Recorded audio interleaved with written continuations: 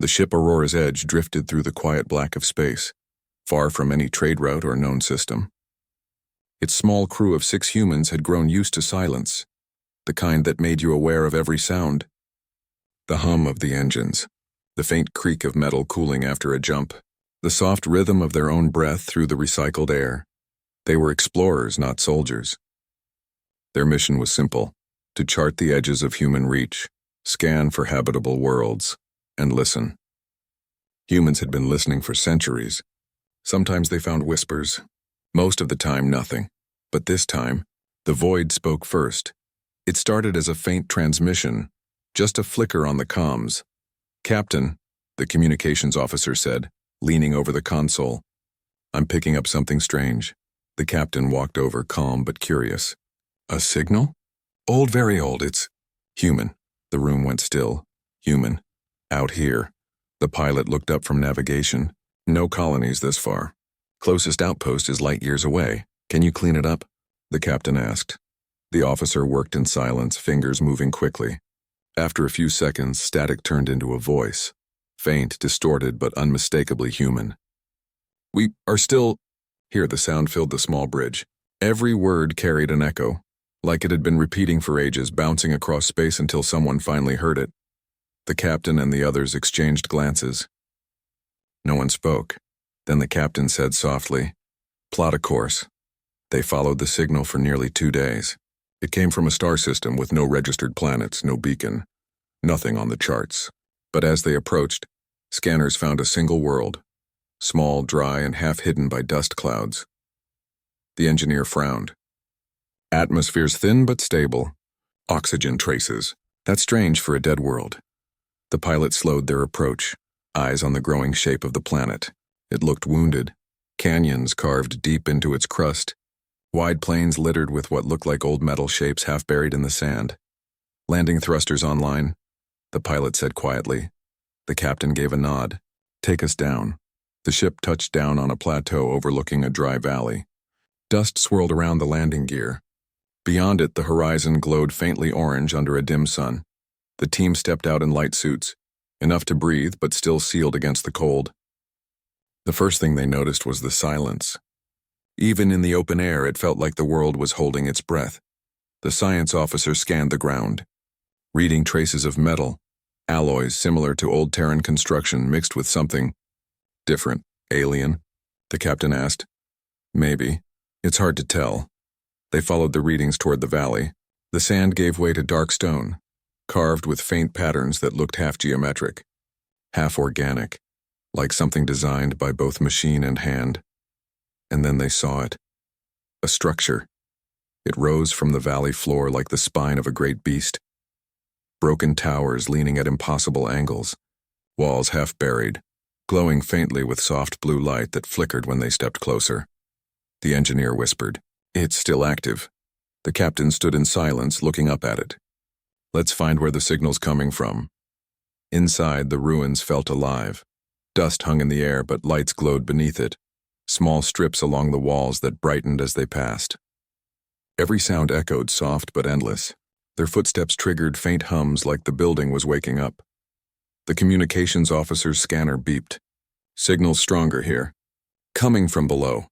They moved deeper, down narrow corridors that twisted like veins through the structure. In some places, the walls looked human-made. Rivets, old panels, a style of design from centuries past. But in others, it shifted. Smooth curves of alien metal that shimmered faintly when touched. The pilot ran a hand across one wall. "This isn't ours," the engineer nodded. "But it remembers us." The words hung in the air. They reached a large chamber at the center of the ruin. In the middle stood a pedestal covered in dust. Above it floated a faint holographic field, blue and flickering like the last spark of an old memory. The moment the captain stepped closer, the light steadied. A voice filled the room. "We are still here." This time it was clear. A calm human voice, steady, almost gentle. Everyone froze. The captain spoke quietly. "Identify source." The comms officer worked the scanner again. "This system's been transmitting for nearly 200 years. Same message. On repeat. From who? I don't know. No ID code, but the tech, it's human-built. The engineer knelt by the pedestal, brushing off dust. Not just human. Look at these connections, they're not standard. It's hybrid. Human and alien? The pilot asked. The engineer nodded slowly. Someone built this together. The crew explored the chamber while the captain watched the light flicker across the walls. Symbols began to appear, faint images drawn in lines of blue and white. They showed shapes that looked like humans standing beside tall, thin figures with 4 arms. Buildings, ships, stars, a history told without words. The science officer whispered, "This was a colony. Not just ours," the captain said. "A shared one. No one knew such a place had ever existed. Humanity's archives held no record of an alliance that deep, that old." As they watched, the hologram changed, flickering faster, its tone shifting, almost as if it was aware of them now. "We are still here. Still here. Still." Then the light dimmed. The engineer frowned. "Power's low. Maybe it needs a boost. Careful," the captain warned. "This thing's ancient." But curiosity was stronger than caution. They linked a small power cell to the pedestal. The moment energy flowed, the whole chamber came alive. Lights burst along the walls, symbols rearranged. The ground trembled softly under their feet. The hologram grew brighter, almost blinding. And then a new message appeared. "Signal recognized. Human presence confirmed." The captain took a step back, heart pounding softly but not in fear, in awe. "We remember." The team stood in silence as the hologram projected an image into the center of the room, a view of stars, spinning slowly. Among them, faint lines connected one point to another, forming routes across the galaxy. "These are jump coordinates," the pilot said, voice shaking slightly. "But these systems, none of them are charted." The engineer stared at the glowing lines. Whoever they were, they left a map. The captain approached the console again, eyes fixed on the projection. "A message to anyone who came after." The light pulsed once more. The voice returned, slower this time. "We are still here, waiting." And then after a pause, the tone changed. "They are coming back." The lights dimmed again, but the words stayed glowing in the air, soft and steady. No one moved. The communications officer finally whispered, "Coming back? Who?" No one answered. The captain only looked around the room. At the strange walls that had remembered them, at the mix of human and alien design, at the dust that hadn't moved in centuries. Whatever had happened here, it wasn't forgotten. They stayed through the night cycle, studying the ruins. Small things began to happen. Doors opening without being touched. Lights glowing softly where they walked.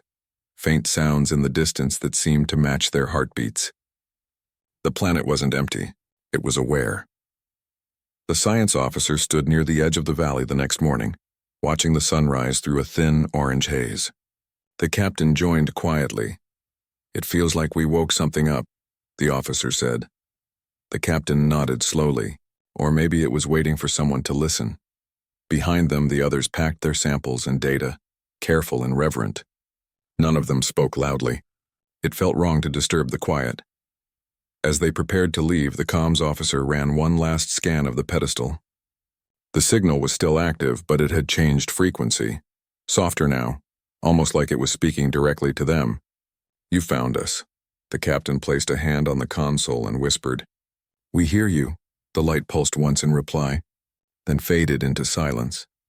Back aboard Aurora's edge, the ship lifted from the planet, engines glowing faintly against the dim horizon.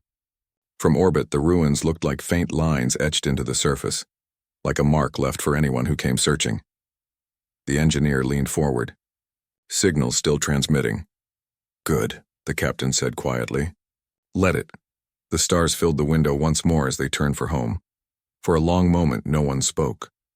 Then the pilot smiled faintly. "So, do you think they really are coming back?" The captain looked out at the endless black, at the millions of stars beyond it. "I think," the captain said softly, "they never really left." The crew sat in quiet wonder as the ship slipped back into the void, carrying the story of a forgotten world, a message still echoing through time. "We are still here. They are coming back." And somewhere in the darkness between the stars, something answered.